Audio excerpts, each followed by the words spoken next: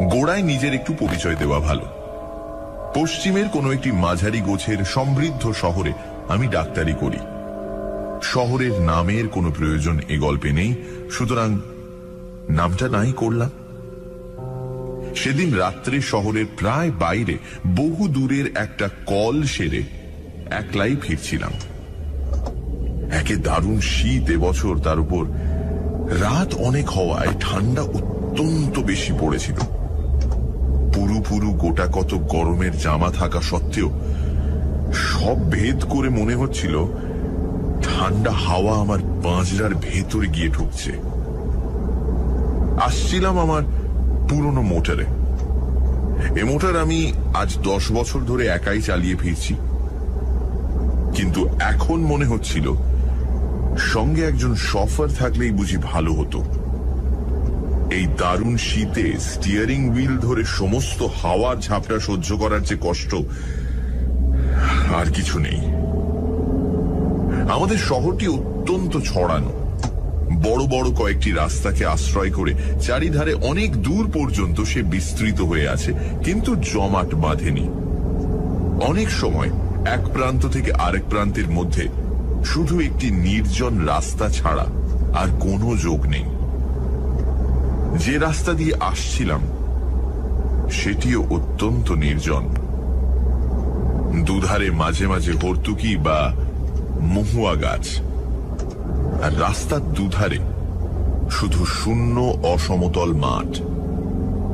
তার ভেতর বাড়িঘর নেই বললেই হয়। কে বাড়ি করবে নির্জন জায়গায়? অন্ধকারে অবশ্য এসব কিছুই দেখা যাচ্ছিল না। আমার মোটরের মিটমিটে আলোয় সামনের পথের খানিকটা দেখা যাচ্ছিল মাত্র। যেতে যেতে মনে হচ্ছিল অন্ধকারের সমুদ্রই যেন আমার মোটরের আলোয় কোনো রকমে কেটে চলেছি। শীতের দরুন কষ্ট পেলেও বেশ নিশ্চিন্ত মনেই চলেছিলাম। আমার কারটি পুরনো হলেও মজবুত, বেয়াড়াপন আসে না। আধ ঘন্টার মধ্যেই বাড়ি পৌঁছে গরম লেপের মধ্যে আরাম করে যে শুতে পাবো এ বিষয়ে কোনো সন্দেহ ছিল না। অন্ধকার রাস্তার নিস্তব্ধতার উপর শব্দের ঢেউ তুলে আমার মোটর চলেছে দ্রুত গতিতে। নিজেকে যথাসম্ভব ঢাকাঢুকি দিয়ে রেখে ভেতরে বসে আমি শুধু আমার গরম বিছানাটার আরামের কথাই ভাবছি। ডাক্তারদের মতো পরাধীন আর কেউ নয়। তবু মনে হচ্ছিল একবার বাড়িতে পৌঁছতে পারলে প্রাণের দায় ছাড়া শুধু পয়সার জন্য আর আমায় কেউ বের করতে পারবে না। এখন কোন রকমে 20-25 মিনিট কাটলেই হয়। কিন্তু হঠাৎ অপ্রত্যাশিত এক ঘটনায় সুখ স্বপ্ন আমার ভেঙে গেল। আমার একান্ত সুস্থ সবল মোটর থেকে থেকে কেমন অদ্ভুত একরকম ধাতব আর্তনাদ করতে শুরু করেছে। মোটরের এরকম আচরণের কোনো কারণই খুঁজে পেলাম না। আজ দুপুরেই আমার মোটরের ভালো রকম সেবা শুশ্রূষা হয়ে গেছে। কোন রকম রোগের আভাস তার ভেতর তখন ছিল না।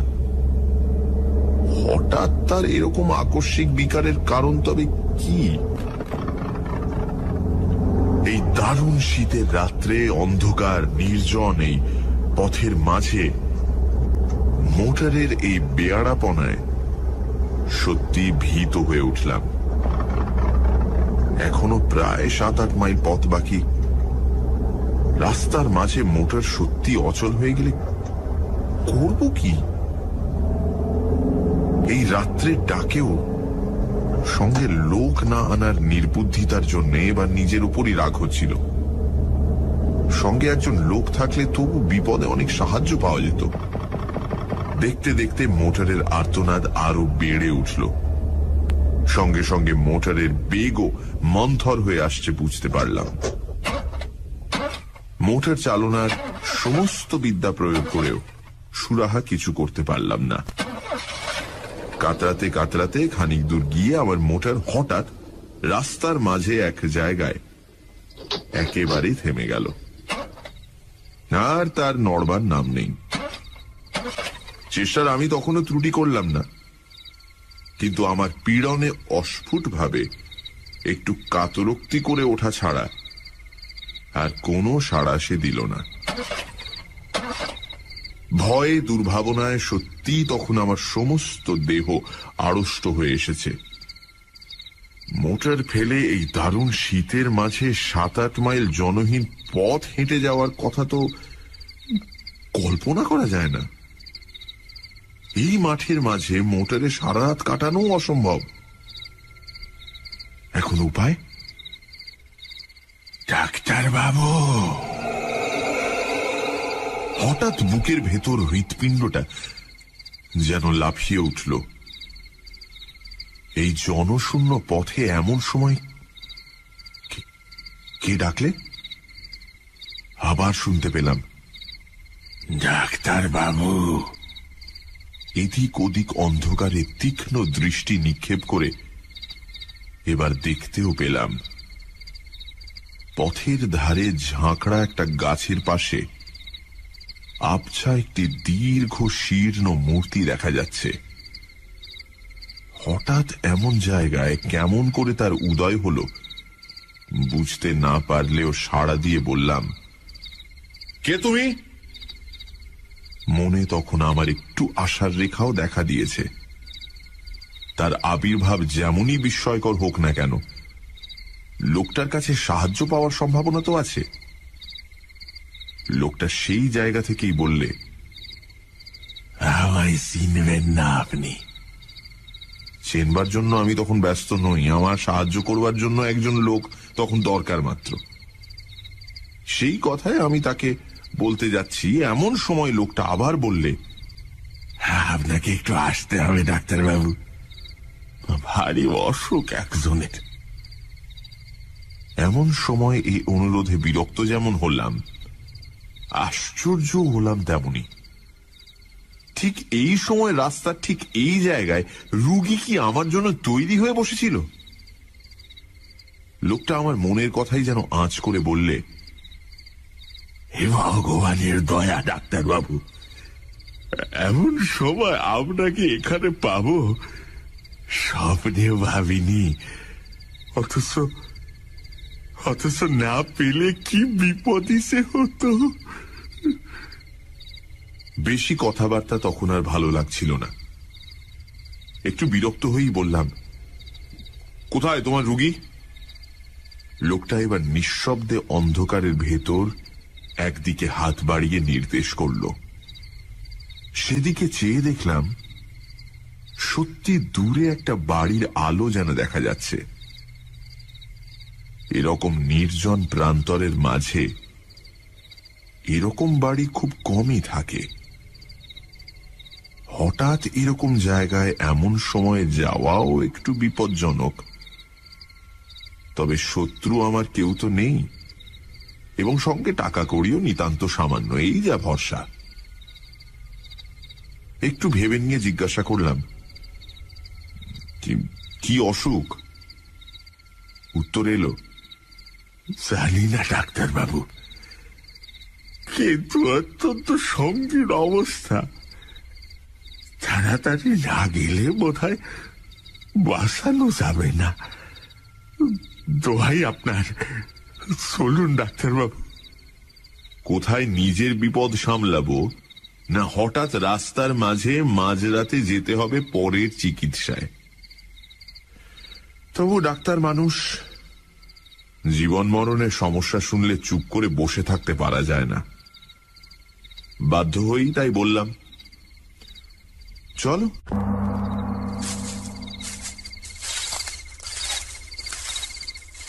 মাঠের ওপর দিয়ে সরু একটা পথ, অন্ধকারে ভালো দেখাই যায় না। তাই ধরে লোকটার পিছু পিছু মিনিট 5 হেঁটে একটি বাড়ির উঠোনে এসে দাঁড়ালাম। সামনে একটি ঘরের দরজা থেকে আলো দেখা যাচ্ছে। সেই দিক দেখিয়ে লোকটা বলল, ওই ঘরেই রোগী বাবু, আপনি যান, আমি এক্ষুনি আসছি। অন্ধকারের ভেতরই বুঝতে পারছিলাম বাড়িটি বিশেষ সমৃদ্ধ চেহারার নয়। গুটি 4-5 ঘর এবং একটুখানি ঘেরা উঠোন। ঘরগুলিও সব পাকা ছাদের নয়, দুপাশে খোলার ছাউনি। লোকটার কথা মতো সামনের ঘরে গিয়ে এবার ঢুকলাম। ঘরটি আয়তনে বিশেষ বড় নয়, তার উপর নানান আকারের বাক্স পেঁটরায় বোঝাই বলে ভেতরে নড়বার চড়বার স্থান অত্যন্ত অল্প। দরজার মুখোমুখি একটি জানালা, সেই জানালার ধারে মিটমিট করে একটি কেরোসিনের লণ্ঠন জ্বলছে। সেই আলোতেই অস্পষ্টভাবে দেখা গেল দরজার বাঁ ধারে একটি চারপায়ায় অত্যন্ত শীর্ণ এক ভদ্রলোক শুয়ে আছেন। আমি ঘরে ঢুকতেই ক্ষীণ স্বরে তিনি বললেন, এসেছেন ডাক্তারবাবু? আপনার দয়া কখনো ভুলব না। বসুন। ঘরের ভেতর এদিক ওদিক চেয়ে বসবার জায়গায় একটি মাত্র দেখতে পেলাম। জানালার কাছে চারপায়া থেকে অনেক দূরে একটি বেতের মোড়া। সেইটাই টেনে চারপায়ার কাছে বসবার উদ্যোগ করতে ভদ্রলোক আবার ক্ষীণ স্বরে বললেন, বসুন বসুন, ওইখানে বসুন। আগে আমার রোগের কথা বলি, শুনুন। একটু হেসে এবার সেইখানেই বসলাম। রুগীদের নানা অদ্ভুত বাতিকের সঙ্গে আমার যথেষ্ট পরিচয় আছে। বুঝলাম খানিকক্ষণ ধরে নিজের রোগ সম্বন্ধে ভদ্রলোকের নানা মতামত আমায় এখন শুনতে হবে, না শুনলে নিস্তার নেই। ক্ষীণ স্বরে প্রথমেই তিনি আরম্ভ করলেন, আমার রোগ কি সারাতে পারবেন ডাক্তারবাবু? পারবেন আমাকে বাঁচাতে? একটু হেসে বললাম, সেই চেষ্টা করাই তো আমাদের কাজ। আর বাঁচবেন নাই বা কেন? একটু অদ্ভুত হাসির আওয়াজ এলো খাট থেকে।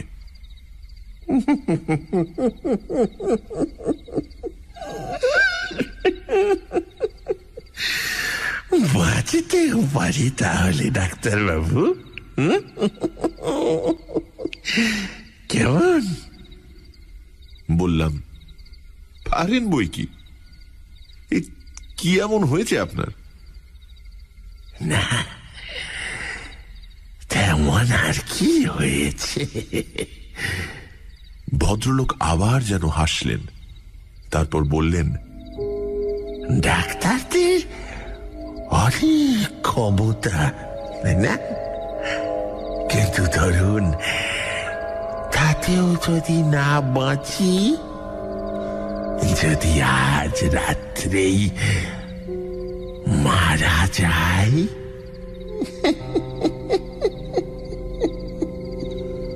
রোগীর এই অর্ধোন্মত্ত প্রলাপের উত্তরে কি যে বলবো কিছুই ভেবে পেলাম না। মনে মনে তখন এই বিলম্বের জন্য অস্থির হয়ে উঠছি। রোগী আবার বললেন,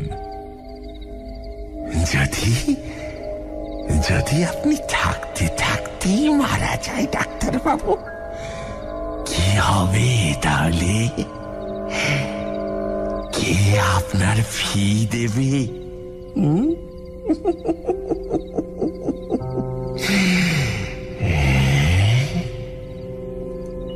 আচ্ছা, পাগল রোগীর পাল্লায় তো পড়া গেছে।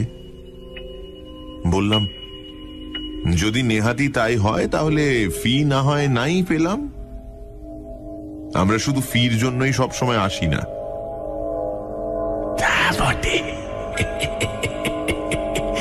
তা বটে।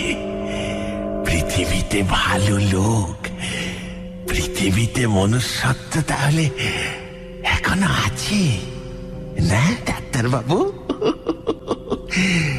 কিন্তু ফির ব্যবস্থা আমি করে রেখেছি ডাক্তারবাবু। হঠাৎ যদি মরে যায় তাহলে ওই বাক্সটি খুলে ফেলবেন, বুঝেছেন ডাক্তারবাবু? ওই বেতের ছোট্ট বাক্সটি, ওই বাক্সটি। ভদ্রলোকের স্বর আরো মৃদু হয়ে এলো। ওই বাক্স থেকে আপনার প্রাপ্য টাকা নেবেন, আরো একটা জিনিস নেবেন ডাক্তারবাবু। বলুন, নেবেন তো? একটু বিরক্ত হয়েই বললাম, কি? কিছু না ডাক্তারবাবু, কিছু না, একটা কাগজ, কিন্তু ভয়ানক দরকারি কাগজ।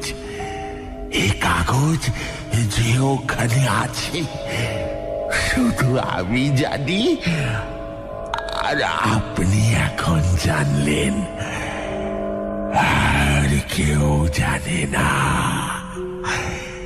জানলে আর ওখানে ওটা থাকতো না।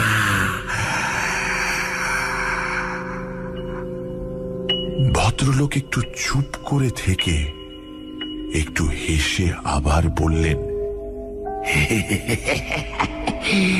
এ বাড়িতে কাউকে দেখতে না পেয়ে ভাববেন না যেন আমার কেউ নেই। আমার অনেক আত্মীয় আছে, ওত পেতে আছে আমার মরার অপেক্ষায়। শুধু শুধু তাদের বিশ্বাস আজ আমি হয়তো মরব না। তাদের বিশ্বাস মরবার আগে আর আমি কিছু করব না, তারাই পাবে সব।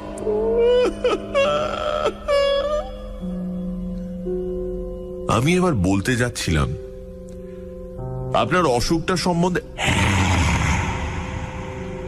অসুখ তো দেখবেনি, তার আগে আর একটা কথা বলিনি। ওই কাগজটি আমার উইল ডাক্তারবাবু, আমার ছেলের নামে উইল। সে ছেলেকে আমি ত্যায্য পুত্র করেছিলাম একদিন, কোথায় আছে তাও জানি না। কিন্তু জানেনি তো, রক্ত জলের চেয়ে ঘন। আর বেশিক্ষণ অপেক্ষা করা যায় না। মোড়া থেকে উঠে পড়ে আমি বললাম, এইবার আমি দেখতে পারি? খাট থেকে আওয়াজ এলো, দেখুন। আমি খাটের কাছে এগিয়ে গিয়ে রুগীর নাড়ি দেখবার জন্য হাতটা তুলে ধরলাম, এবং পর মুহূর্তেই সেই দারুণ শীতের ভেতরও আমার সমস্ত দেহ ঘেমে উঠল। সে হাত বরফের মতো ঠান্ডা। রোগী মৃত। শুধু মৃত হলে এতখানি আতঙ্কের আমার বোধহয় কারণ থাকতো না,